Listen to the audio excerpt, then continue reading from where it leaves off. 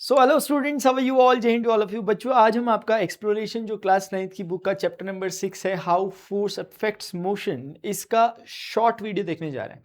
One shot जो था वो 1.5-2 घंटे का या इससे भी ज़्यादा का ऑलरेडी बनाकर मैंने डाल दिया है, पोस्ट कर दिया है, जिसमें कंप्लीट जितना कुछ बोला जा सकता है वो सब कुछ बोला गया है उसमें। ठीक है ना, मतलब डिटेल्ड लेक्चर है वो। उसके बाद इसके जो रिवाइज, रिफ्लेक्ट एंड रिफाइन वाले क्वेश्चंस होते हैं, एक्सरसाइज, वो भी एक सेपरेट वीडियो में हो चुके हैं, सारे न्यूमेरिकल्स करवाए जा चुके हैं। होने के लिए अभी चैप्टर नंबर 10 तक सारा काम हो चुका है, ऐसे ही इसी वे में जो मैंने बताया साइंस का, और बाकी सारे सब्जेक्ट्स का चल ही रहा है, चाहे वो मैथ्स हो, इंग्लिश हो, हिंदी हो या सोशल स्टडीज हो।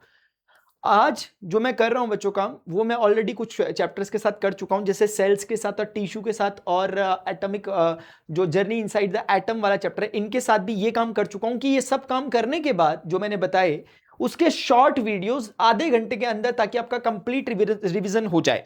मतलब कोशिश करूंगा कि विद इन 30 मिनट्स हो जाए, जो पूरी बात है वो कन्वे हो जाए।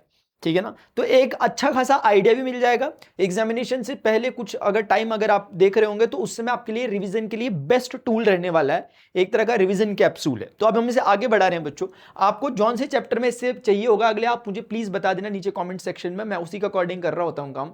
और दूसरी एक रिक्वेस्ट और है, वीडियो को प्लीज लाइक किया करें अगर आप को ये वैल्यू ऐड कर रहा है किसी भी तरीके से, तो क्योंकि ये free of cost video lectures हैं, एटलीस्ट आप किसी भी तरीके से अपना जो लव ऑफ अप्रिशिएशन या कुछ भी होता है वो शो किया करें। ठीक है ना। अब इधर देखो बच्चों, इसमें हमारे पास जो कंटेंट है पढ़ने के लिए वो सिर्फ इतना है। जब भी रिवाइज करना है बार बार आके ये देखना है कि क्या हमने ये पढ़ लिया। The concept of force, balanced and unbalanced force, the force of friction, Newton's first law, second law, third law of motion, uniform circular motion. अगर ये सारे टॉपिक हमें क्लियरिटी के समझ में आ रहे हैं, चैप्टर फिनिश है। वन बाय वन एक बार क्विकली रिकॉल कर लेते हैं चीजों को। ठीक है ना। हाँ, आराम से देखो। तो ये यार उम्मीद करता हूं ना कि आपने वो चैप्टर भी पहले पढ़ लिया हो। अगर अच्छे स्टूडेंट हो, मेरे स्टूडेंट हो, तो आपने डिटेल लेक्चर्स पे भरोसा रखना चाहिए। ठीक है, क्योंकि उसमें इलस्ट्रेटिव एग्जांपल्स एंड ऑल बीच में रहते हैं। बट ये चैप्टर आप देखो क्या होगा, रिवीजन पर्पस के लिए आपके लिए बेस्ट रहने वाला है। द कॉन्सेप्ट ऑफ फोर्स की अगर हम बात करें बच्चों, कॉन्सेप्ट का फोर्स के लिए आप सिर्फ इस magical relation F is equal to ma को ध्यान रखो। ऑल्दो ये भी आगे डिराइव होगा सेकंड, जब हम ये वाली चीज पढ़ रहे होंगे, Newton second law of motion. But मैं कहता हूं अगर आप इसको अभी से ध्यान रख लो तो आपका पूरा चैप्टर क्लीन हो जाएगा एकदम। जैसे F is equal to ma में F क्या है, किसी ऑब्जेक्ट पर लगने वाला फोर्स, m है उस ऑब्जेक्ट का मास, और a है वो ऑब्जेक्ट एक्सेलरेशन में आ रहा है। एक्सेलरेशन का मतलब डिस्क्राइबिंग मोशन अराउंड अस में हमने ऑलरेडी देखा कि जब वेलोसिटी चेंज होती है ऑब्जेक्ट की टाइम के साथ, तो हम कहते हैं ये एक्सेलरेशन में। मैं अभी 5 मीटर पर सेकंड की वेलोसिटी से दौड़ रहा था, थोड़ी देर बाद आपने मुझे देखा मेरी वेलोसिटी 10 मीटर पर सेकंड हो गई। तो इसका एक ही मतलब हो रहा है क्या मेरे भाई, कि इसका मतलब हो रहा है कि मैं किसी फोर्स के इन्फ्लुएंस में हूं। वो ऑब्जेक्ट किसी फोर्स के इन्फ्लुएंस में, अगर वो अपनी वेलोसिटी को लगातार बदल रहा है तो। ठीक है। अब वेलोसिटी का बदलना क्या सिर्फ मैग्नीट्यूड पर डिपेंड करता है? नहीं। यानी कि सिर्फ अगर मैं 2 मीटर पर सेकंड की स्पीड से भाग रहा हूं और मैं भागते भागते अपना डायरेक्शन चेंज करता रह रहा हूं, तो भी मैं फोर्स के इन्फ्लुएंस में हूं।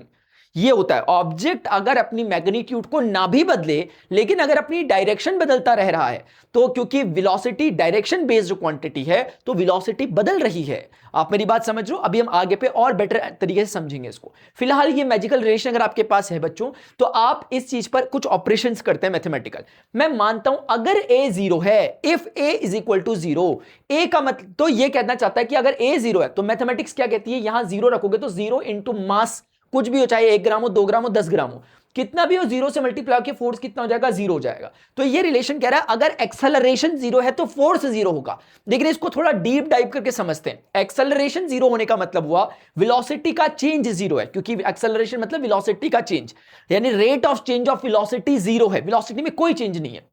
अब आप मुझे बताइए, वेलोसिटी के चेंज को हम ऐसे लिख सकते हैं, delta of v, change in velocity. ये रिप्रेजेंटेशन, एक नोशन है रिप्रेजेंट करने का।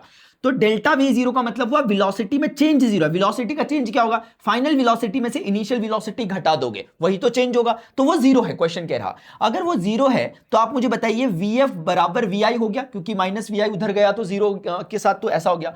अब ये क्या कहना चाह रहा है कि ऑब्जेक्ट की फाइनल वेलोसिटी ऑब्जर्वेशन के बाद और इनिशियल वेलोसिटी दोनों सेम है। इसका एक ही तो मतलब है कि ऑब्जेक्ट की वेलोसिटी कांस्टेंट है।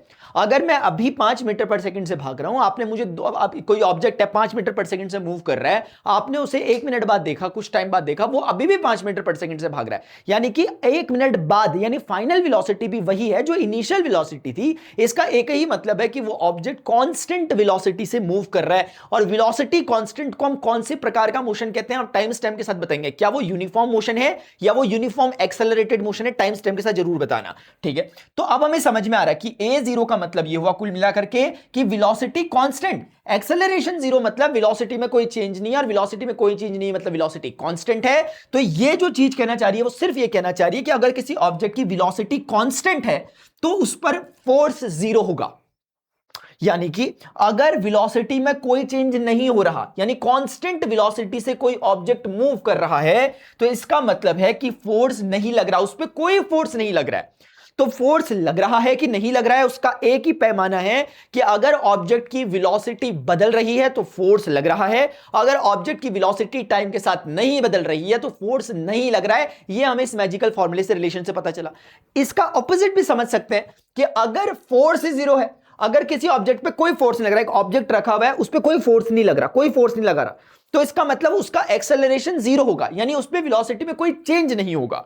दोनों बातें एक ही बात को रिप्रेजेंट कर रही है। अगर वेलोसिटी में कोई चेंज नहीं है तो इसका मतलब फोर्स नहीं लग रहा था, और अगर फोर्स नहीं लग रहा है इसका मतलब वेलोसिटी में कोई चेंज नहीं होगा। यही मतलब है इसका। जैसे फॉर एग्जांपल एक ऑब्जेक्ट मैंने देखा 2 मीटर पर सेकंड की स्पीड से भाग रहा था, थोड़ी देर बाद देखा अभी भी 2 मीटर पर सेकंड की स्पीड से भाग रहा था। इसका एक ही मतलब है कि उस पर कोई फोर्स नहीं लग रहा है।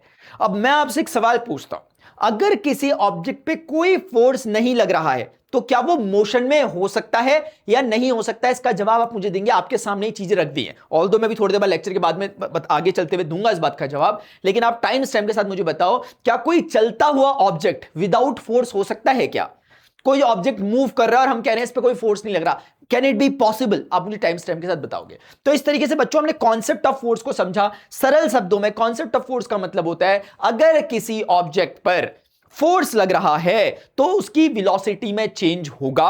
वेलोसिटी में चेंज दो तरीकों से समझा जा सकता है, या तो डायरेक्टली उसका मैग्नीट्यूड बदलता हुआ हमें दिखाई दे कि 5 मीटर पर सेकंड से 6 मीटर पर सेकंड, या कभी कभी ऐसा हो सकता है कि मैग्नीट्यूड नहीं बदल रहा लेकिन डायरेक्शन बदल रही है। अभी लास्ट लेक्चर में, लास्ट जब हम स्लाइड में होंगे तब हम इस बात को और क्लैरिटी से समझेंगे, ठीक है, ऑल्दो आप थोड़ा थोड़ा समझ गए होंगे। अब सेकंड टॉपिक है बैलेंस्ड एंड अनबैलेंस्ड फोर्स। ये आयुष और निशांत इन्होंने तोते उड़ा रखे मेरे रोज कमेंट सेक्शन में, मास्टर नाम नहीं ले रहे, नाम ले, अभी मुझे काम करते करते याद आ गया इन दोनों के नाम। आप खुश हो दादा? आयुष और निशांत, अब ले लिया तुम्हारा नाम, शाउट आउट लगे रहेंगे, कोई बात नहीं, अभी ले लिया, ठीक है, मैं भूल जाता था और दिन यार। तो अभी देखो बैलेंस्ड एंड अनबैलेंस्ड फोर्स का मतलब क्या होगा बच्चों? जैसे आयुष है, ये निशांत है, ये एक ब्लॉक रखा हुआ, एक टग ऑफ वॉर टाइप का जैसा गेम होता है, रस्सी खींचने वाला, रस्सा कस्सी वाला, उस टाइप का गेम है, या एक ऑब्जेक्ट है, इस ऑब्जेक्ट पे रस्सी बांधी है, आयुष को दे रखी है, रस्सी बांध के निशांत को दे रखी है, आयुष खींच रहे हैं, इसको पुल कर रहे हैं अपनी तरफ 5 न्यूटन के फोर्स से। इसी प्रकार से निशांत ने भी अपनी तरफ पुल किया इसको 5 न्यूटन के फोर्स से। तो दोनों के दोनों 5 न्यूटन यानी इक्वल अमाउंट ऑफ मैग्नीट्यूड का फोर्स लगा रहे हैं, और साथ में दोनों के फोर्स का direction opposite to each other है। ये वाला इधर को लग रहा है, वो वाला उधर को लग रहा है, तो दोनों just opposite to each other 180 degree पर हैं, यानी anti parallel to each other हैं। तो इसका मतलब इक्वल इन मैग्नीट्यूड है, ऑपोजिट इन डायरेक्शन है, and lying in the same line of action है। मेरी बात को ध्यान से समझना, ये बहुत ही जनरल और बहुत बेसिक सी बात है जो मैं पढ़ा रहा हूं। इसे कहते हैं बैलेंस्ड फोर्स। बैलेंस मतलब कि ये ऑब्जेक्ट है, मैं अगर इसे धक्का दे रहा हूं वहां और आप भी धक्का दे रहे हो यहां, और ऑब्जेक्ट कहीं नहीं खिसक रहा, इसका एक ही मतलब है कि ऑब्जेक्ट बैलेंस्ड है। अगर अनबैलेंस्ड होगा तो अपनी पोजीशन को चेंज कर देगा। तो बैलेंस्ड कहने का मतलब यह होता है कि इक्वल अमाउंट का फोर्स लगता है, जैसे इन दोनों का लग रहा है, लेकिन ऑपोजिट डायरेक्शन में, अगर ये इधर को तो ये इधर को। लेकिन सबसे इंपॉर्टेंट तीसरी बात है in same line of action, इन दोनों की लाइन ऑफ एक्शन सेम होनी चाहिए। आपको शायद लग रहा होगा सेम लाइन ऑफ एक्शन का मतलब क्या होता है? मतलब यह होता है कि जैसे एक ऑब्जेक्ट, जैसे कुछ चीज, जैसे फॉर एग्जाम्पल एक किताब है, कुछ भी है, बुक है आपके पास, एक मिनट, ये बुक है बच्चों, इस बुक पे अगर मैं यहां को फोर्स मार रहा हूं और आप आए, आपने यहां को फोर्स लगाया, आप मुझे खुद बताइए, मैं कहता हूं कि मैंने 2 न्यूटन का लगाया, आपने 2 न्यूटन का लगाया, और दोनों फोर्सेस सेम मैग्नीट्यूड के हैं, ऑपोजिट इन डायरेक्शन है। अगर ये ईस्ट को लग रहा है तो ये वेस्ट को लग रहा है, दोनों जस्ट ऑपोजिट इन डायरेक्शन है, बट क्या ये दोनों की दोनों सेम लाइन ऑफ एक्शन में? सेम लाइन ऑफ एक्शन का मतलब होता है इसकी लाइनिंग को बढ़ाते रहो, इसको और इसको भी बढ़ाते रहो। क्या ये एक ही लाइन में लाई कर रहे हैं? फोर्सेस नहीं कर रहे हैं। They both are not in lying in a same line of action. तो बच्चों आप जनरल नॉलेज से भी सोचो कि अगर मैं इधर को धक्का मार रहा हूं, एक ब्लॉक को, कोई इधर को मार रहा है, आपको नहीं लगता क्या कि इस पे एक रोटेटिंग इफेक्ट आ जाना चाहिए, ये ब्लॉक घूम जाएगा जो भी ऑब्जेक्ट होगा? आपको यकीन नहीं आ रहा है? कुछ भी एक सामान रखो अपना ब्लॉक घर में और आप उसके निचले हिस्से पे धक्का मारो और अपने घर में किसी को बोलो ऊपरी हिस्से में धक्का मारो, तो ब्लॉक पलट जाएगा, वो रोटेटिंग इफेक्ट आ जाएगा, मूवमेंट ऑफ फोर्स आ जाएगा। अगर किसी बच्चे ने सिंपल मशीन्स वाला चैप्टर पढ़ा हो जो मैंने पढ़ाया था वर्क एनर्जी वाला, तो वहां पर मैंने जो जिक्र किया था, जो होता है वहां पर लेवर में कॉन्सेप्ट मूवमेंट ऑफ फोर्स लग जाएगा, मोमेंट ऑफ फोर्स लग जाएगा, क्योंकि they both are not lying in the same line of action, although they are having same magnitude, acting opposite in the acting opposite direction to each other, यानी कि दोनों anti parallel हैं, but still तीसरी condition को fulfil नहीं कर रहे हैं, तो हम ये बैलेंस नहीं रहेंगे, अनबैलेंस्ड हो जाएंगे। इस चीज को हम फ्यूचर क्लासेस में ज्यादा पढ़ते हैं। इस रोटेटिंग इफेक्ट ऑफ फोर्स को टॉर्क कहते हैं। आपके लिए कोई ज्यादा वो वाली बात नहीं है। तो ऐसा नहीं कि बहुत उलझ गए कि मास्टर ये क्या बता दिया, ये क्या बड़ी बात हो गई। भाई मैंने सिंपल सी ही बात बोली है, सेम अमाउंट ऑफ धक्का उधर से भी इधर से भी लग रहा है, तो कुछ नहीं होगा, ऑब्जेक्ट वहीं का वहीं रहेगा। लेकिन एक थोड़ा सा ट्रिकी सी बात है, अगर किसी को उलझाना हो या कुछ अगर सही से समझना हो कि उसे सही से आता है कि नहीं आता है, ये लाइन ऐड करना मेरे हिसाब से अच्छी बात हो सकती है, ठीक है ना? तो आप समझ गए, इसीलिए दोनों एक ही लाइन ऑफ एक्शन में, क्योंकि इसकी लाइन को पीछे मीट करोगे तो दोनों एक ही लाइन में आ रही है। अब हम दूसरा एग्जांपल देते हैं, अनबैलेंस्ड क्या होगा। तो आप देखिए अनबैलेंस्ड में कविता और ग्रीशा, ये दो भी हमारे स्टूडेंट है, ये बोलती नहीं है बट मैंने इनका नाम निकाल के लिखा, ठीक है ना, क्योंकि ये लोग मुझे ज्यादा दिखते हैं। तो कविता और ग्रीशा ने 5 न्यूटन का फोर्स लगाया उस तरफ, और इस बार कविता ने 2 न्यूटन का फोर्स लगाया, ठीक है ना। कविता आज ब्रेकफास्ट करके नहीं आ रही थी ना, तो 2 न्यूटन से पुल कर रही। तो अभी देखो एक छोटी सी बात और समझो, यहां देख रहे हो कि ज्यादा फोर्स है तो ज्यादा मैग्नेट लंबा दिखा रखा है, कम है तो कम, और यहां पे अगर जितना इक्वल है तो मैंने इक्वल एरोस दिखा रखे हैं। ये समझ लो, ये भी एक बात होती है, ये भी एक बात थी एक अच्छे मास्टर की। तुम थोड़ा ना वो रिकॉग्नाइज करोगे, चल इधर देख। तो कहने का मतलब है 5 न्यूटन से इधर को और ये 2 न्यूटन से इधर को खींच रही है, ताकि देखते ही फील आ जाए कि हाँ एक कम कौन है ज्यादा कौन है। विजुअलाइजेशन से चीजें अच्छी होती है। अब अनबैलेंस्ड फोर्स क्या, जो बैलेंस नहीं है वो अनबैलेंस्ड है, जो बैलेंस नहीं है वो अनबैलेंस है। तो ये ऑब्वियसली इस बार अनबैलेंस्ड है। तो अनबैलेंस्ड होने के 3 तरीके हो सकते हैं, या तो भाई मैग्नीट्यूड ही अलग अलग हो जाए, या तो फिर ऑपोजिट डायरेक्शन में ना लग रहे हो, या तो फिर ये दो हो। ये बड़ा ही जबरदस्त केस है, दोनों मैग्नीट्यूड सेम है बट स्टिल, जैसे आप देखोगे 1 न्यूटन का मान लेते हैं और ये भी मान लेते हैं 1 न्यूटन का, they both are equal in their magnitude, acting opposite in the direction of each other, but still they both are not lying in a same line of action, so they will give us a rotating effect of force, so it will not be remain at the balanced condition। तो इसका मतलब ये unbalanced हो जाएगा। तो अभी ये दोनों फोर्सेस अनबैलेंस्ड होंगे।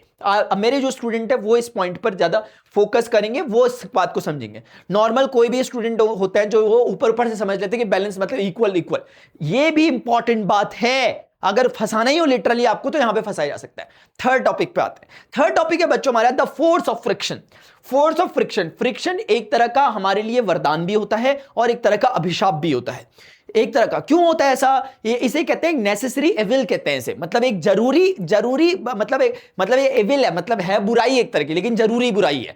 क्यों बुराई है, क्योंकि जैसे मशीन्स होती हैं, कुछ हम काम कर रहे हैं कारखानों वगैरह में, वो मशीन्स घिस जाती है टाइम के साथ, क्यों खराब होती है, उसकी वैल्यू डेप्रिशिएटिंग एसेट क्यों बोलते हैं उसे, क्योंकि वो धीरे धीरे समय के साथ फ्रिक्शन के कारण चीजें खराब होती जाती है। हम लोगों के हम जो चलते समय हमारे जूते घिस जाते हैं, फिर नए जूते लेने पड़ते हैं, खर्चा अलग से आ जाता है। मेरे भी ऐसे मुझे लगता है कुछ लेने पड़ेंगे।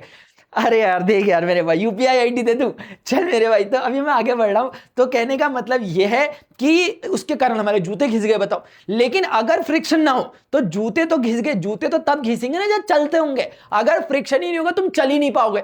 कभी कभी अगर आपके घरों में कभी आप देखोगे कोई नया घर बन रहा होता है, उसमें पत्थर वगैरह डल रहे होते हैं, तो उसमें जब पत्थरों को शाइन कर रहे होते हैं ना, तो उसके लिए एक स्पेशल टाइप का कुछ एक लिक्विड केमिकल डालते हैं। कभी आप ऑब्जर्व करना भाई, वो इतना भयंकर ज्यादा लुब्रिकेंट होता है ना कि तुम फर्श में खड़े नहीं हो सकते। वो फ्रिक्शन को इतना भयंकर, मैं लेटर मजाक नहीं कर रहा, तुम खड़े नहीं हो सकते, तुम गिर जाओगे। क्यों गिर रहे हो, क्योंकि वहां पर जरूरी फ्रिक्शन नहीं मिल पा रहा तुम्हें। सरफेस और तुम्हारे बीच में इतनी भयंकर चिकनाई हो गई है कि अब होल्ड नहीं हो पा रहा। तो इसलिए फ्रिक्शन चलने के लिए जरूरी है। पहले चलोगे तभी तो जूते घिसेंगे, तो इसलिए जरूरी भी है। अब जैसे फ्रिक्शन के जैसे हम तो अब फ्रिक्शन की हम बात कर रहे हैं, क्या होता है इसके मैकेनिज्म को समझ रहे हैं। एक ऑब्जेक्ट है, फ्रिक्शनल सरफेस है कि नहीं ये दिखाने के लिए उस पर ऐसे ऐसे मारे जाते हैं, तो समझाते हैं कि रफ सरफेस है। रफ मतलब फ्रिक्शनल। और अगर रियलिटी में बात करें तो कोई भी सरफेस फ्रिक्शन रखता ही रखता है। एक मिरर जो है वो माना जा सकता है कि एक बहुत लीस्ट फ्रिक्शन रखने वाला, बट स्टिल मिरर भी फ्रिक्शन रखेगा। मिरर भी फ्रिक्शन रखता है, चींटी तो चल लेती है ना मिरर के ऊपर, तो इसका मतलब ये हुआ कि फ्रिक्शन कुछ तो है उसमें, लेकिन उसकी रफनेस इतनी के में दिख नहीं रही। तो आइडियली अगर हम देखें तो कोई भी सरफेस ऐसा नहीं है जो स्मूथ है प्योरली, ठीक है। तो ये हम देख रहे हैं। तो अब क्या हुआ, इस ऑब्जेक्ट पे मैं 5 न्यूटन का फोर्स लगा रहा था। तो बच्चों जब 5 न्यूटन का फोर्स मैं इस पे लगा रहा था, मैं देख रहा हूं मैं फोर्स लगा रहा हूं बट ये फिर भी रेस्ट में। जैसे एक बेड है हमारा, है ना, मैं उसको ऐसे धक्का दे रहा हूं, बेड आगे नहीं खिसक रहा। भाई मैं धक्का तो दे रहा हूं, मेरा धक्का जा कहां रहा, मैं धक्का दे रहा हूं बट उसका इफेक्ट कहां है मेरे फोर्स का, तो कुछ नहीं हो रहा रेस्ट में। मैंने बोला ठीक है, मैं निशांत को बुला के लाया। मैंने कहा निशांत 3 न्यूटन का फोर्स लगाओ। तो निशांत ने आके मेरे साथ 5 और 3 निशांत तो मैंने लगाया, 8 न्यूटन का फोर्स लगाया हमने। 8 अभी भी कुछ नहीं हो रहा, स्टिल एट रेस्ट। अब कविता नाश्ता करके आ गई, वो कविता जो ब्रेकफास्ट करके नहीं आई थी, कविता दीदी नाश्ता करके आ गई, 2 न्यूटन का वो भी लगा रही। तो 5 मैं लगा रहा, 3 निशांत लगा रहा, 2 कविता दीदी लगा रही, 10 न्यूटन। अब जाके खिसक गया, अब ये इसमें हलचल हुई, ऐसे करके खिसकने लग गया, आगे को जाने लग गया। मतलब जस्ट स्टार्टेड टू मूव वाला केस है, बस अब स्टार्ट कर रहा था बस 10 न्यूटन पे। अब इस सिनेरियो को समझते हैं हुआ क्या है। इन तीनों में ऐसा क्या हो रहा है कि यहां पर ये खिसका नहीं, यहां पे खिसका नहीं, लेकिन यहां पर अभी खिसकने लग गया। अब ये जस्ट स्टार्ट वाला केस है। तो इसको समझने के लिए बच्चों हम लोगों को समझना होगा कि इसमें जो कॉन्सेप्ट काम कर रहा है, इसमें जो काम कर रहा है, एक ऑपोजिट डायरेक्शन में फोर्सेस काम कर रहे थे। वो फोर्स जो इनविजिबल है, हमें दिखाई नहीं दे रहा, हमें समझ नहीं आ रहा एजेंट कौन है, लेकिन सरफेस और ऑब्जेक्ट के बीच में एक फोर्स ऐसा लग रहा है जो हमारे फोर्स को अपोज कर रहा है, जो मोशन को अपोज कर रहा होता है, जो एक्सटर्नल फोर्स को अपोज कर रहा होता है, उसके ऑपोजिट डायरेक्शन में लगने लग जाता है। मैंने अगर अपना फोर्स इस डायरेक्शन में मारा, इस डायरेक्शन मारा, तो फ्रिक्शनल फोर्स ऑपोजिट डायरेक्शन में लगेगा। वो चाहेगा कि ऑब्जेक्ट मूव ना करे, तो वो ऑपोजिट डायरेक्शन में फ्रिक्शन लगने लग जाएगा। और उसका वैल्यू कितना होता है, वो सेल्फ एडजस्टेबल टाइप का होता है। यानी कि मैंने 5 न्यूटन का लगाया तो वो भी 5 न्यूटन का लगा करके बैलेंस कर देगा।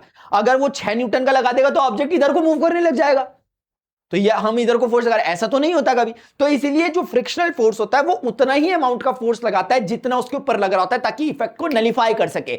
अब ये ऑब्जेक्ट कहीं नहीं खिसकेगा, 5 न्यूटन इधर 5 न्यूटन इधर, रेस्ट पे हो गया। अब इसी प्रकार से बच्चों दूसरा केस में जब मैंने आयुष को बुलाया था साथ में, तो हम दोनों, आयुष ही था ना, क्या था उसका नाम, आयुष ही तो है। हाँ भाई आयुष ही था, मैंने कोई और नाम तो नहीं लिख दिया, पता चल रहा ये मेरे तोते फिर दोबारा उड़ाएगा, बोलेगा मास्टर कुछ और था मेरा नाम। भाई वही है जो था, मान लो कि तुम्हारा नाम अच्छा आयुष हो गया, ठीक है। तो इस तरीके से यहां पर अभी बच्चों देखोगे, इस बार 8 न्यूटन का जब फोर्स लग रहा है तो अभी भी ये रुका हुआ है। इसका मतलब अभी इसने अपने आप को एडजस्ट कर दिया 8 न्यूटन पे। इसने कहा अच्छा 8 न्यूटन लगा रहा मास्टर, तो इसने भी 8 न्यूटन लगा दिया ऑपोजिट डायरेक्शन में। फिर से मैं रुक गया। लेकिन जब कविता दीदी नाश्ता करके आई तो उसके बाद जैसे हमने 10 न्यूटन लगाया, ये 9 न्यूटन लगा पा रहा है। अब मतलब क्या, इसका मतलब ये हुआ कि जो फ्रिक्शनल फोर्स होता है इसकी एक लिमिट होती है। मतलब ये जैसे तुम्हारा पंखा होता है, पंखा गर्मी लग रही 1 पे चलाया, थोड़ी और गर्मी लग रही चलो 2 पे चला दिया, और गर्मी लग रही 3 पे चला दिया, और गर्मी लगी 4 पे चला दिया, और गर्मी लग रही मेरे भाई एसी लगा ले। अब ये नहीं कि 5-6 चलता रहेगा, वो उसकी एक लिमिट है, उसके रेगुलेटर की एक लिमिट है, वो 4 से आगे नहीं बढ़ सकता। तो गर्मी के अकॉर्डिंग अपने आप को एडजस्ट करते रहते हैं, लेकिन एक लिमिट के बाद वो ऊपर नहीं जा सकता। सिमिलरली ये भी जितना इनपुट लगता है उतना आउटपुट लगाता है, लेकिन एक लिमिट इसकी भी आ जाती है जिसके बाद आपका जितना इनपुट होगा ये उतना नहीं लगा पाएगा, ये अपना मैक्सिमम पीक जो होगा उतना ही लगा पाएगा। इस केस में ये समझ में आ रहा है कि 9 इसका पीक था। इस केस में समझ में आ रहा है क्योंकि 10 पे अगर वो 9 ही लगा पा रहा है तो इसका मतलब यह था कि 9 उसका पीक था। अब ये 1 न्यूटन से आगे को बढ़ जाएगा क्योंकि 10 इधर लग रहा है 9 इधर लग रहा है। तो आपको एक बेसिक अंडरस्टैंडिंग डेवलप हुई होगी कि फ्रिक्शनल फोर्स का मतलब क्या होता है, कि ये एक तरह का फोर्स ऑफ फ्रिक्शन क्या होता है, एक तरह का सेल्फ एडजस्टेबल फोर्स है जो ऑपोजिट डायरेक्शन में काम करता है मोशन की, और सरफेस और जो आपका ऑब्जेक्ट है उसके बीच में काम कर रहा होता है। अब एक बात समझो, मैंने धक्का इधर को मारा था तो फ्रिक्शन इधर को लग रहा था, मुझे एक बात बताओ, अगर मैं इस ऑब्जेक्ट को इधर को धक्का मार रहा हूं तो क्या फ्रिक्शन का डायरेक्शन मेरे पैरेलल ही रहेगा या एंटी पैरेलल? टाइम स्टैम्प के साथ बताओ। अगर मैं किसी ऑब्जेक्ट पर ईस्ट की डायरेक्शन में फोर्स लगा रहा हूं, मुझे बताओ फ्रिक्शनल फोर्स किस डायरेक्शन में होगा, ईस्ट की डायरेक्शन में या वेस्ट की डायरेक्शन में? देखो यहां ईस्ट की डायरेक्शन में, तो आप मुझे जवाब दो, ईस्ट की होगा कि वेस्ट में होगा? Got it. अब आते हैं चौथे पॉइंट पे, Newton's first law of motion. Newton's first law of motion बच्चों इसे लॉ ऑफ इनर्शिया भी कहा जाता है। यह बोलता है कि जब तक किसी ऑब्जेक्ट पे किसी भी प्रकार का एक्सटर्नल फोर्स नहीं लगेगा तब तक ऑब्जेक्ट अपने सेम स्टेट ऑफ मोशन में रहेगा, या मतलब सेम स्टेट में रहेगा, यानी सेम स्टेट ऑफ रेस्ट में रहेगा या मोशन में रहेगा। इसका मतलब यह है कि ये कहते हैं कि जैसे एक चेयर यहां पे रखी हुई है, मैं कल यहां पे रख के गया था इस चेयर को, अरे चेयर ही है मेरे भाई, तो कल मैं यहां इस चेयर को रख के गया था। अब ये और कर ले मास्टर मस्ती, तो इसको मैं यहां पर रख करके गया था बच्चों इस चेयर को। अब मैं आज आया, सुबह भी यहीं पे मिली जहां कल रात रख के गया था। ये समझ में आ रहा है मुझे कि इस पर, क्योंकि अभी मैं इसको यहां रख के चले जाऊंगा तो अब ये मुझे वहां नहीं मिलेगी जहां पर ये थी। तो इसका मतलब जब तक किसी ऑब्जेक्ट पर फोर्स नहीं लगता वो अपने स्टेट को चेंज नहीं करता। वो रेस्ट में है तो रेस्ट में ही रहता है, और अगर वो मोशन में है तो मोशन में ही रहता है, जब तक कि उस पर कोई फोर्स ना लगे। ये कह रहे हैं body will remain at the same state of rest और मोशन अंटिल और unless an external force applied on it. यहां पे समझते हैं एग्जांपल से, जैसे एक ऑब्जेक्ट रेस्ट में पड़ा है, यानी उसकी वेलोसिटी कितनी है, 0 मीटर पर सेकेंड। एक बात हो गई। अब अगर ये रेस्ट में पड़ा है, और इसी प्रकार से अगर यहां पर एक ऑब्जेक्ट है वो लगातार 5 मतलब मैं इसे देखा 0 मीटर पर सेकेंड रेस्ट में पड़ा है, थोड़ी देर बाद आके देखा रेस्ट में पड़ा है, 2 घंटे बाद 3 घंटे बाद जब भी देख रहा हूं यहीं पे पड़ा है। इसी प्रकार से एक ऑब्जेक्ट देखा, ये 5 मीटर पर सेकंड की वेलोसिटी से आगे को मूव कर रहा है। मैंने थोड़ी देर बाद आके देखा 1 मिनट बाद ये सेम वेलोसिटी से मूव कर रहा है। थोड़ी देर बाद देखा, यानी ये यूनिफॉर्म मोशन में है, यानी ये सेम वेलोसिटी से मूव कर रहा है। अपनी वेलोसिटी को ना तो कम कर रहा है ना तो ज्यादा कर रहा है। तो इन दोनों ऑब्जेक्ट में वैसे तो एक डिफरेंस है कि ये रुका हुआ ये चलता हुआ है, लेकिन एक सिमिलैरिटी भी है। वो क्या कि ये जिस वेलोसिटी में उसी में, और ये भी जिस वेलोसिटी में उसी में। तो इसमें डिसिमिलैरिटी तो यह है कि भाई ये रेस्ट में ये मोशन में, बट सिमिलैरिटी यह है, दोनों में कॉमन बात यह है कि दोनों के दोनों अपने वेलोसिटी को चेंज नहीं कर रहे। ये 0 से कुछ और नहीं हो रहा, ये 5 से कुछ और नहीं हो रहा। तो इन दोनों में कॉमन बात अगर हम उठाएंगे, इनकी वेलोसिटी चेंज नहीं हो रही है। आप मुझे बताओ, क्या हमने स्टार्टिंग में कॉन्सेप्ट ऑफ फोर्स में क्या पढ़ा था? हमने पढ़ा था अगर किसी ऑब्जेक्ट की वेलोसिटी चेंज ना हो तो इसका मतलब उसमें कोई फोर्स नहीं लग रहा है। यही पढ़ा था हमने। यानी अगर आप देख रहे होंगे ना, तो ये जो चीज है बच्चों, यही चीज वहां पर हो रही है, फर्स्ट लॉ ऑफ मोशन और कुछ नहीं। वो सिर्फ इतना कहना चाह रहा है कि अगर ऑब्जेक्ट अपनी वेलोसिटी नहीं बदल रहा है, तुम सीधे कह सकते हो कि उस पर कोई फोर्स नहीं लग रहा है। या उसका उल्टा भी सही है, अगर किसी ऑब्जेक्ट पे कोई फोर्स नहीं लग रहा है तो वो अपने स्टेट ऑफ रेस्ट और मोशन को चेंज नहीं करेगा। ये रेस्ट का रेस्ट में रहेगा, ये मोशन का मोशन में रहेगा। तो मैंने आपसे एक क्वेश्चन पूछा था स्टार्टिंग में, पता नहीं आप लोगों ने टाइम स्टैम्प में सही जवाब दिया था कि नहीं, अब एडिट मत करना। वो क्वेश्चन ये था कि मैंने कहा था क्या कोई ऑब्जेक्ट बिना किसी फोर्स के भी चलता रह सकता है? तो ये दिख रहा है, जैसे ये फोर्स 5 मीटर पर सेकंड की कांस्टेंट वेलोसिटी से चल रहा है, यानी यूनिफॉर्म वेलोसिटी से चल रहा है, यानी यूनिफॉर्म मोशन परफॉर्म कर रहा है। तो हम कह सकते हैं कि अभी इस पे कोई फोर्स नहीं लग रहा, क्योंकि इसकी वेलोसिटी चेंज नहीं रही। जहां फोर्स होगा वहां वेलोसिटी चेंज होगी। हां, वो बात अलग है कि इस ऑब्जेक्ट को इनिशियल पुश दिया गया होगा जिसके कारण इसने इस वेलोसिटी को गेन किया है। उसके बाद जैसे एक बॉल है, मैंने बॉल को छोड़ दिया, स्टार्टिंग में मैंने फोर्स दिया, अब बॉल मूव कर रही है विदाउट एनी एक्सटर्नल एजेंट। अगर मैं मान लूं कि नीचे का सरफेस फ्रिक्शन लेस है तो आप समझ गए फर्स्ट लॉ ऑफ मोशन क्या है। बहुत सिंपल है यार, और प्रैक्टिकली समझना बच्चों, सिर्फ स्टेटमेंट याद करने का कोई सेंस नहीं है। इसीलिए जो डिटेल सेशन है उसमें मैं इलस्ट्रेटिव एग्जांपल्स भी साथ साथ कराए हैं, और बेहतर रहेगा आप इसके रिवाइज रिफ्लेक्ट वाले क्वेश्चंस जरूर कर लो जो मैंने कराए हैं। नेक्स्ट लेवल अंडरस्टैंडिंग होती है, क्योंकि हो सकता है मैं कुछ बोल रहा हूं आप कुछ और समझ रहे हो, वो पता चलता है क्वेश्चंस में। क्वेश्चन करते समय वो चीज बराबर हो जाती है, क्योंकि क्वेश्चन में रियलिटी फैक्ट आते हैं एकदम। तो आप अगर सही अंडरस्टैंडिंग हमारे बीच में हो रही होगी तो हम क्वेश्चन को कर पा रहे होंगे, इसलिए रिवाइज रिफ्लेक्ट क्वेश्चन जरूर देखना। सेकंड लॉ ऑफ मोशन क्या कहता है? ये बहुत प्यारा है। ये वही है जो मैजिकल रिलेशन था जो मैंने स्टार्टिंग में दिखाया था आपको, F = ma वाला। ये कहता है कि अमाउंट ऑफ फोर्स, इससे पहले वाला बता रहा था कि फोर्स की क्वालिटी बता रहा था कि फोर्स क्या करता है, ये फोर्स की क्वांटिटी बताता है कि उसका अमाउंट कितना होगा। किसी ऑब्जेक्ट पर फोर्स जो होता है वो डायरेक्टली प्रोपोर्शनल होता है उस ऑब्जेक्ट पर के लीनियर मोमेंटम के चेंज के। अब इसमें कुछ दिक्कत लग रही है शायद, ये क्या होता है मैं क्लियर करता हूं। तो फोर्स क्या होता है, directly proportional to the rate of change of linear momentum. तो ये चेंज का रिप्रेजेंट सिंबल है डेल्टा, ये भी चेंज का, यानी कि अगर t1 टाइम से t2 टाइम तक आपका मोमेंटम, लीनियर मोमेंटम p1 से p2 हो गया, उसकी बात कर रहे हैं ये। अब सवाल होगा कि लीनियर मोमेंटम क्या होता है, तो बच्चों लीनियर मोमेंटम को p से रिप्रेजेंट करते हैं स्मॉल के, और ये मास इंटू वेलोसिटी के बराबर होता है। किसी ऑब्जेक्ट के पास अगर मास है और उसके पास वेलोसिटी है तो उसके पास लीनियर मोमेंटम उन दोनों के प्रोडक्ट के बराबर होता है। अब ये कह रहा है कि अगर किसी ऑब्जेक्ट में लीनियर मोमेंटम कितना चेंज हो रहा है विद रिस्पेक्ट टू टाइम, उसका रेट ऑफ चेंज कितना तेज होगा, उसके अकॉर्डिंग उसका फोर्स डायरेक्ट प्रोपोर्शन में होता है। अब अगर हम इसको मैथमेटिकली समझे, डायरेक्टली प्रोपोर्शनल का सिंबल जब भी हटता है प्रोपोर्शनैलिटी का कांस्टेंट आता है। इस केस में प्रैक्टिकली जब इसको ऑब्जर्व किया गया तो k की वैल्यू 1 मिलती है, तो कोई टेंशन नहीं। अब सवाल आता है चेंज इन p क्या है, तो चेंज इन p मतलब फाइनल p में से इनिशियल p, यानी फाइनल मोमेंटम में से बच्चों इनिशियल मोमेंटम को हमने क्या कर दिया, माइनस कर दिया। और नीचे क्या है, इस ड्यूरेशन में मोमेंटम के pi से pf होने में जो टाइम लगा वो टाइम मान लिया t है।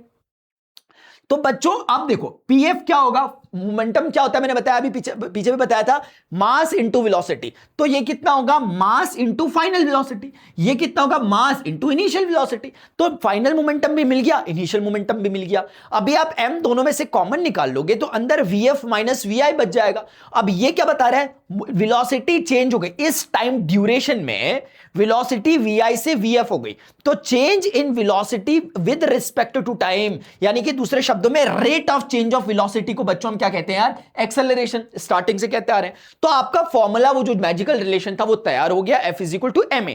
ये मैंने डिटेल में बता दिया आपको, ये चीज क्लास 11th में पढ़नी होती है, वैसे आपके उसमें डायरेक्टली यहां काम चल सकता है F is equal to ma। लेकिन मुझे लगा ऐसी चीज तो है नहीं कि आपको बताऊंगा और आप समझ नहीं पाओगे, इतनी डिफिकल्ट नहीं है और कोई एक्स्ट्रा चीज यूज नहीं होती, लगे हाथ बता देता हूं। तो अगर ये नहीं भी समझ में आ रहा है, वैसे आना चाहिए, आप मेरे से पूछो क्यों नहीं आ रहा, बट आपके उसमें डायरेक्टली यहां भी काम चलता है। इस पर एप्लीकेशन में ऑलरेडी करा चुका हूं पीछे, समझ गए आप मेरी बात को, तो बस यही बात हो रही है, ठीक है ना। अब इसका ऑलरेडी एप्लीकेशन, अब शुरुआत में जाके देखो जो मैंने कॉन्सेप्ट ऑफ फोर्स में बताया था, वो यही बता रहा हूं कि अगर एक्सेलरेशन जीरो है यानी वेलोसिटी में कोई चेंज नहीं है तो फोर्स नहीं लग रहा था, इसका मतलब, ठीक है। तो मोमेंटम का मतलब यार क्लियर हो गया होगा, ठीक है। हाँ तो बस हो गया। जैसे ना मैं आपको एक एग्जांपल देता हूं ताकि क्लैरिटी हो। जैसे सोचो एक क्रिकेटर है, वो कैच कर रहे हैं, ठीक है, बॉल आई, वो क्या करते हैं, वो ऐसे कैच, कभी आपने देखा ऐसे नहीं कर, यूं, कभी आपने देखा कीपर को जो बॉल बहुत तेज आ रही होती है वहां से, कीपर का हमेशा का स्टाइल यूं होता है, बॉल को पीछे खींचता है, ये स्टाइल होता है। ये क्यों खींच रहे होते हैं, वो एक्चुअली क्या कर रहे होते हैं, उस बॉल की वेलोसिटी में उन्हें चेंज करना है। क्योंकि आप सोचो एक बॉल आ रही है बहुत 130 किलोमीटर प्रति घंटे की रफ्तार से बॉल आ रही है। अब वो बॉल जब बहुत स्पीड में है, एक बात, अभी जब कीपर है यहां पे, कीपर की ड्यूटी क्या है, उस बॉल को जीरो वेलोसिटी में लाना, अपने हाथ में करना। तो वो उसकी वेलोसिटी v को क्या करना चाहते हैं, जीरो करना चाहते हैं। यानी कि अब मेरी बात को समझो, मैं प्रॉपर एग्जांपल ही दे देता हूं, ठीक है ना, ताकि किसी प्रकार का कोई टेंशन ना रहे। क्योंकि मुझे अचानक याद आया कि एक बच्चे ने कहा था कि सर ये समझ नहीं आ पाया जब मैंने डिटेल लेक्चर बनाया था, तो मैं यहां दोबारा समझा देता हूं। बच्चों देखो, अब बताना वो कौन था आप में से स्टूडेंट। देखो अगर ये एक आ रही है, मान लेते हैं 130 किलोमीटर प्रति घंटे की रफ्तार से बॉल आ रही है। अब मैं चाहता हूं कि इसकी वेलोसिटी कितनी हो जाए, जीरो हो जाए, इसकी फाइनल वेलोसिटी। मेरी बात को ध्यान से समझेंगे, ये कीपर है, ये चाहते हैं। तो अब एक बात बताओ, इनका मोमेंटम चेंज देखते हैं हम। अब आप देखो कि अगर मोमेंटम चेंज के लिए भी मैं वेलोसिटी चेंज पे जा रहा हूं, क्योंकि मास तो बदलेगा नहीं।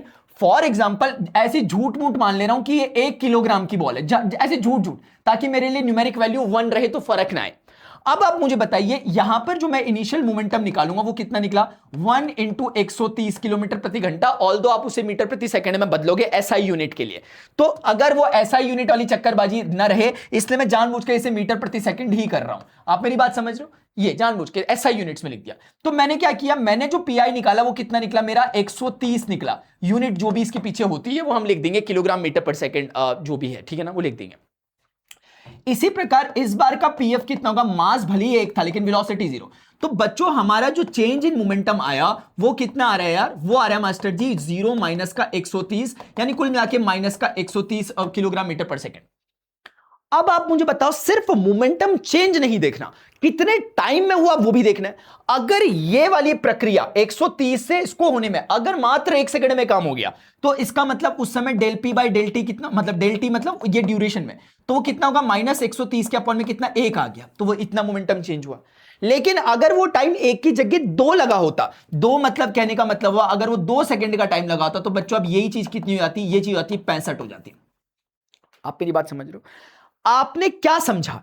टाइम ज्यादा लगने से मोमेंटम चेंज क्या हो गया, कमजोर, मतलब असल में momentum change with respect to time बोला ही इसलिए, और ये किसको रिप्रेजेंट कर रहा है, डायरेक्टली फोर्स को। तो जितना ज्यादा मोमेंटम चेंज होगा पर जितना ज्यादा rate of change of momentum होगा उतना ही ज्यादा फोर्स होगा, क्योंकि यही चीज डायरेक्टली फोर्स है। अब यहां पर आपको दिख रहा होगा फोर्स कम हो गया, यहां पे ज्यादा हो गया। तो असल में हो क्या रहा है, हम टाइम ज्यादा लेकर के उसके फोर्स को कम कर रहे हैं कीपर, ताकि उनके हाथ पे ज्यादा तेज ना लगे। कोई क्रिकेटर कैच कर रहा है, क्यों कर रहा है? आपने देखा होगा कोई अगर कभी ऊपर से बिल्डिंग से कूद रहे हैं, पुराने जमाने की मूवीज में दिखाते थे, कभी ऐसी नौबत अगर आ रही है, ऐसे ही मैं कह रहा हूं एक बारी के लिए, ऐसी कभी नौबत किसी के भी साथ ना आए, बट अगर कभी किसी सर्टेन हाइट से कूदना पड़ रहा है, तो रादर देन कि आप सीधे कूदो, आप कूदते ही अपने आप को रोल कर लो।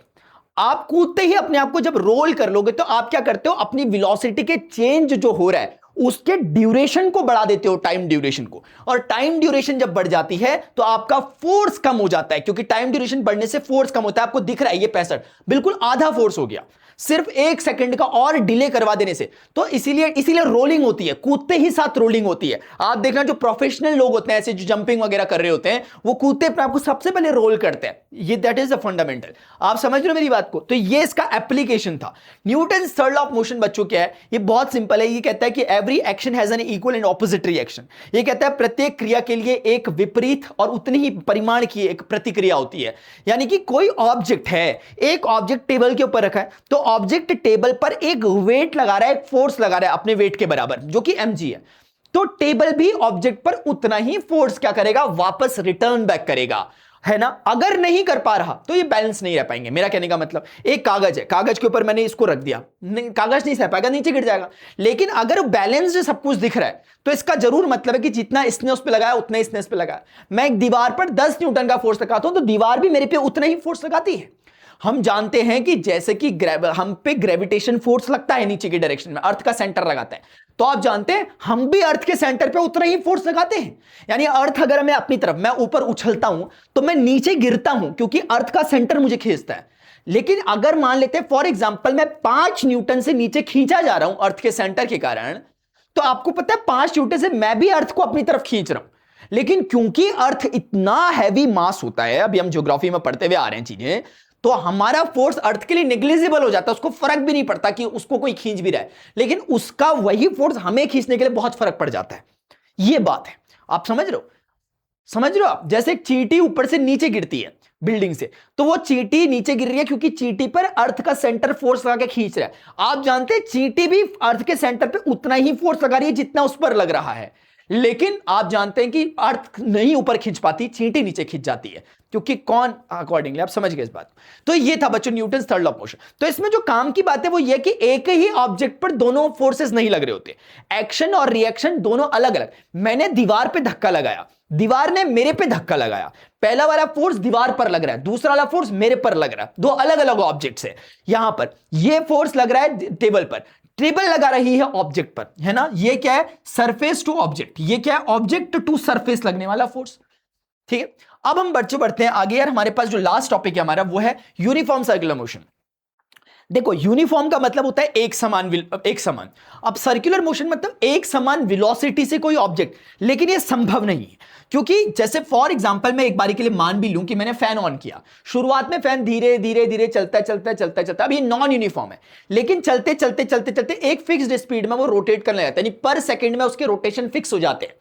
तो जैसे फॉर एग्जांपल 5 मीटर पर सेकंड उसकी लीनियर वेलोसिटी हुई किसी भी ऑब्जेक्ट की, जो यहां पे रखेंगे हम। अब ये कॉन्स्टेंटली वैसे ही मूव करता रहेगा जब तक कि हम स्विच को ऑफ ना करें, या तो फिर हम रेगुलेटर को वो ना करें, या इलेक्ट्रिसिटी कट डाउन ना हो जाए, तब तक वो सेम वेलोसिटी से मूव करता रहेगा। तो ये यूनिफॉर्म सर्कुलर मोशन का एग्जांपल है।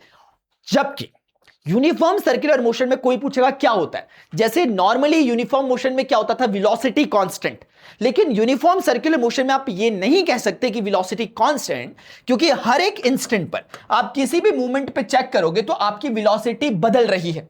भले ही उसका मैग्नीट्यूड ना बदल रहा हो, लेकिन उसकी दिशा बदल रही है, कभी यहां कभी यहां कभी यहां। डायरेक्शन, क्योंकि वेलोसिटी डायरेक्शन डिपेंडेंट क्वांटिटी है, इसीलिए डायरेक्शन बदलना मतलब वेलोसिटी बदलना। मैं स्टार्टिंग में यही कह रहा था आपको। तो आप देखेंगे, although speed of an object is 5 meter पर सेकेंड, स्पीड भले ही कांस्टेंट है, लेकिन उसके बावजूद but at every moment of its journey it's changing the direction of its motion, hence velocity is changing. यानी कि ये अपना मोशन ऑफ जो डायरेक्शन ऑफ मोशन है उसको बदल रहा है, जिसके कारण इसकी वेलोसिटी क्या हो रही है, बदल रही है।